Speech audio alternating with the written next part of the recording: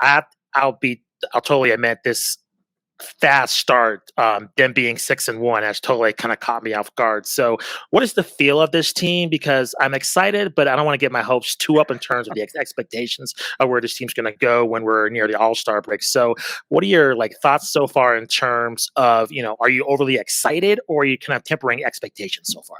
I think most Bulls fans are seeing red, pretty excited about this team right now.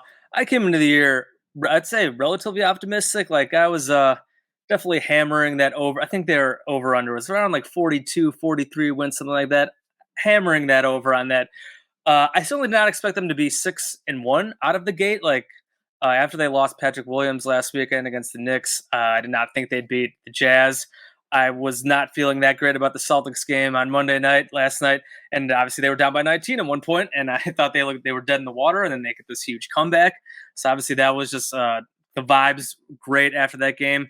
So yeah, just the vibes in general really really good around this team right now. Bulls fans are just really enjoying having a team that is fun to watch and can root for. It was the last 4 or 5 years since they started rebuilding have just been generally terrible outside of like some fun Zach LaVine games. So now to see Zach on a team that actually has some talent next to him, DeMar DeRozan has been awesome.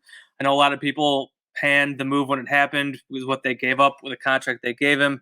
I got it to a degree. I mean, 3 years, 80 some million seemed like a lot. They gave him a first round pick for him, but he has been everything they could have asked for and more. He had 37 last night against the Celtics. He had, I think, 32 maybe against the Jazz, and like just clutch shots. Just having somebody to help Zach LaVine in crunch time throughout the game. It's because just the last few years, it's just been so much Zach, go save us. Yeah. To have DeRozan there to take some of that pressure off him has been huge, especially since Zach has this thumb injury now. That's clearly bothering him a bit, but he's still fighting through it. The last couple games, he's had not great games, but still like pretty good for the standards of most people. I think he had 26 points both games. And then Lonzo Ball has been solid. Alex Caruso has been awesome off the bench defensively. The defense has been a big storyline so far because a lot of the skeptics about the Bulls were like, "Oh, this team, like they're going to be fun. They could probably score pretty well, but like their defense is going to stink." That was a pretty standard criticism of this team. So far, I think they're like borderline top 5. They force a lot of turnovers. Like I said, Lonzo and Caruso have been huge on that end. We saw in the Celtics game, guys like Derrick Jones Jr. play a big role. I mean, Zach's gotten better defensively.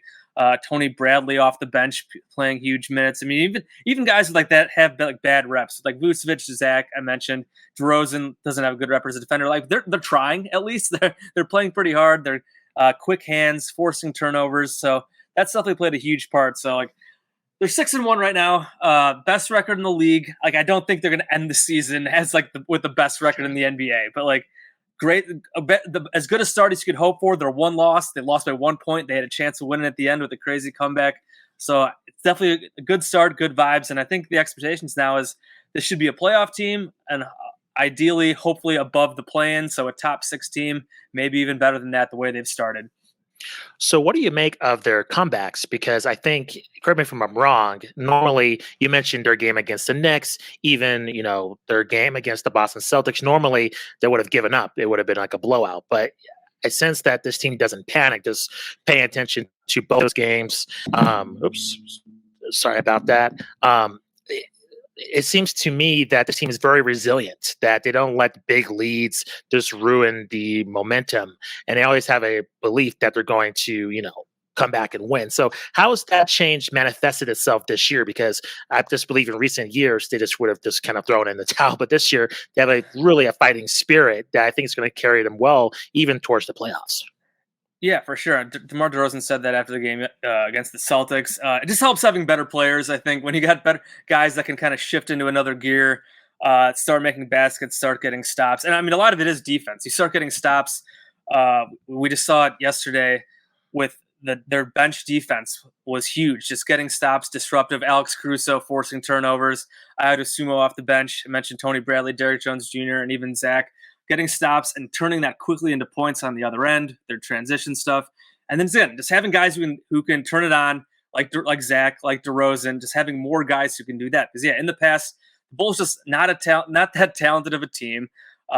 Defensively, they've been okay in recent years, but just like offensively, they've been one of the worst offensive teams in the NBA. So like, even if you do get stops in other games, like you can't score on the other end. And you can't make up the deficit. But then sometimes defensively you just fall apart and you just hit with an avalanche. You have guys that just kind of go into a shell.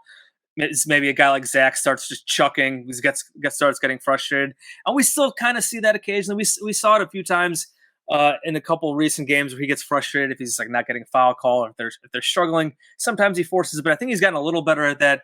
So now just like having the help and just like having it on both ends, just having more guys that can actually play and that don't quit and don't go into that shell. It just helps you get back in these games. And in the NBA, we see huge comebacks just all the time. Just teams go cold, teams let up on the gas, which I think the Celtics kind of did. The Knicks, we kind of saw just kind of fall apart there at the end of that game and almost blow it.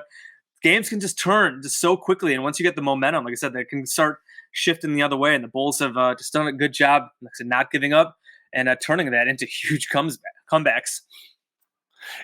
Jason, which player, you mentioned a lot of the, of course, offseason acquisitions. I mean, the Bulls were arguably the most, or at least one of the most active teams in the offseason. Which player and what you've seen in terms of like the X's and O's or what they've brought to the table has surprised you the most? I'm actually not going to say like DeRozan. DeRozan's been better than I expected. He's been really good. I think Lonzo's been about as advertised. Caruso as well. Caruso, awesome defender. I'm going to say, I'm an Illinois guy. I went to Illinois. I'm going to say Ayo Dosunmu so far because I did not expect him to play like at all this season as a rookie. They picked him 38th. I loved him at Illinois. He was awesome at Illinois, but I figured he was probably not going to be in the rotation. If he was, it'd be like spot minutes here and there. So the fact that he kind of has played himself in the rotation so far with his playing great defense against the Celtics, he made all 6 of his shots, hit some 3-pointers. Just really awesome to see him take advantage of that and hopefully play himself into a consistent spot in the rotation. We'll see when Kobe White comes back if he keeps getting those type of minutes because he hasn't played yet. But yeah, just like I did not expect. Basically, bottom line is I did not expect Ayo to play meaningful minutes basically for the team at all, unless there were injuries. And there have been some injuries, but then I figured it'd be a big problem if he was playing. So far, they're off to a 6-1 start. He's playing key minutes in the fourth quarter, and he's playing well. So that's been a huge surprise for me. And, you know, I think I kind of know the answer to this, but from guys that they already had coming into the season, obviously Zach LaVine, obviously Vucevic, what have you seen as far as those offseason moves and the change of morale in this team? Like, what have you noticed kind of body language wise, just watching this team? Yeah, I mean, it's feeling, again, the never quit thing, and then just like a lot of confidence. They seem like they're having a lot of fun out there. I know like Lonzo Ball's been posting exciting stuff on social media after every game. Just they seem like they really enjoy playing with each other. So, and Billy Donovan's done a pretty good job pushing the right buttons, doing the right stuff with the rotations. So, obviously they've hit some adversity with some of these injuries, but they've overcome it so far to go 6-1. And again, they're one loss. They almost came back and won. So they're a hair from 7-0. I know that the Raptors game earlier this year, they almost fell apart. So even then, like some of these games, the early games, the first game of the season against a bad Pistons team, they did not play well. They were in position to possibly lose that game. They dug down. They won that one. The Raptors game, they made just enough plays. DeRozan had some huge shots. Having DeRozan has been such a calming presence in general because, again, like in the past, like Zach has been asked to do so much, especially late in games. And in crunch time, sometimes he can be a bit panicky, and we've seen some other guys that happen as well. DeRozan is just he can get the ball. He's so calm. He doesn't turn the ball over much. He can just get to his spots. Not going to always make all the shots. We saw him miss that last shot against the Knicks, but in so many of these other games, he gets to his spot, hits those mid-range jumpers, and those are just huge shots in close games down the stretch. And something that they just haven't had in the past was, again, it's been all Zach all the time. Now you add DeRozan to that. You add another talented player in Vucevic, who against the Jazz, one of the worst games probably I've seen him ever play. He had two huge shots in the final minute or two to finish that game off. So just having those different options there has been huge. Helps them just play with more confidence, and it's manifested itself in a 6-1 record so far.